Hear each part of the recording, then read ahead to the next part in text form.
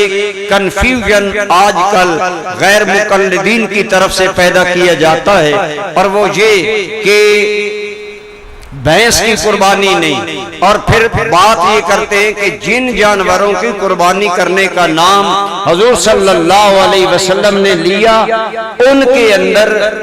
بھینس کا نام موجود نہیں ہے۔ عموماً ان بیچاروں کی مجبوری یہ ہے کہ یہ صرف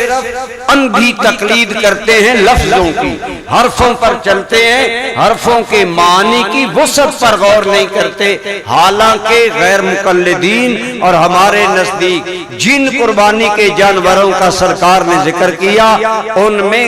بکرن کا لفظ موجود ہے۔ اب بکرن کا وہ معنی گائے کرتے ہیں، بیل کرتے ہیں، جبکہ جیسا میں نے کہا لغت میں ایک معنی الگ موجود ہوتا ہے۔ اب عرب میں زیادہ تر گائے پائی نہیں جاتی، اس لیے الگ عربی میں بھینس کے لیے جاموس کا لفظ بولا جاتا ہے، اور لغت کی کتابوں میں یہ واضح طور پر موجود ہے، الجاموسو من جنس البقرے، کہ بھینس بھی بکر کی جنس میں سے ہے۔ جب لغوی طور پر بھینس گائے بکر کی قسم میں سے ہے تو پھر جب بکر کی قربانی جسے ہم گائے یا بیل عرف میں کہتے ہیں، جب بکر کی قربانی جائز ہے اور جاموس بھینس بکر کی قسم میں سے ہے، تو لغوی طور پر ثابت ہو گیا کہ گائے کی بکر کے لفظ کے اندر جاموس یعنی بھینس کی قربانی کا ذکر بھی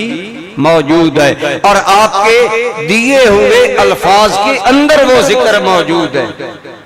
اصل میں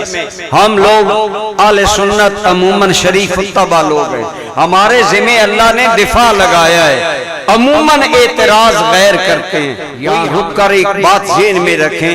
اور آپ دیکھیں کہ کیا بھینس حلال ہے یا نہیں، اور خود غیر مقلدین کیا بھینس کا گوشت کھاتے ہیں، کیا بھینس کا دودھ پیتے ہیں؟ اگر کھاتے ہیں پیتے ہیں تو ہم کہتے ہیں قرآن و حدیث میں کوئی ایک لفظ دکھا دو کہ جاموس کا گوشت کھانا یا دودھ پینے کا حکم قرآن میں صراحتاً آیا یا حدیث میں آیا۔ اگر نہیں ہے تو پھر غیر مقلدین بھینس کا گوشت کیوں کھاتے ہیں، دودھ کیوں پیتے ہیں؟ اصل اعتراض تھا اہل سنت کا، لیکن اہل سنت بھولے لوگ ہوتے ہیں، انہیں فراغت ہی نہیں ہوتی دین سمجھنے کی۔ آپ ان پر اعتراض کریں کہ اگر آپ یہی کہتے ہیں الفاظ قربانی کے لیے بھینس کے موجود نہیں، تو ہم بھی کہتے ہیں کہ جن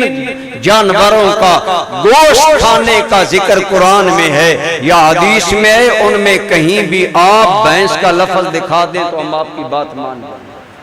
حالانکہ نہیں ہے۔ لیکن اگر عجیب معاملہ ہے، گوشت کھانا جائز ہے، اس کا دودھ پینا جائز ہے، قربانی کیوں نہ جائز ہو؟ جبکہ میں نے عرض کیا بھینس کے لیے لغت میں جاموس کا لفظ بولا جاتا ہے، اور اہل لغت نے لکھا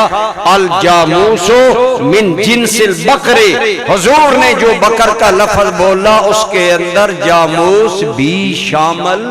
ہے۔ اس لیے اہل سنت کا یہ موقف بھی بالکل برحق ہے، اور ان کے پروپیگنڈے میں نہیں آنا چاہیے، اور قربانی کے بارے میں اپنا ذہن صاف رکھنا چاہیے۔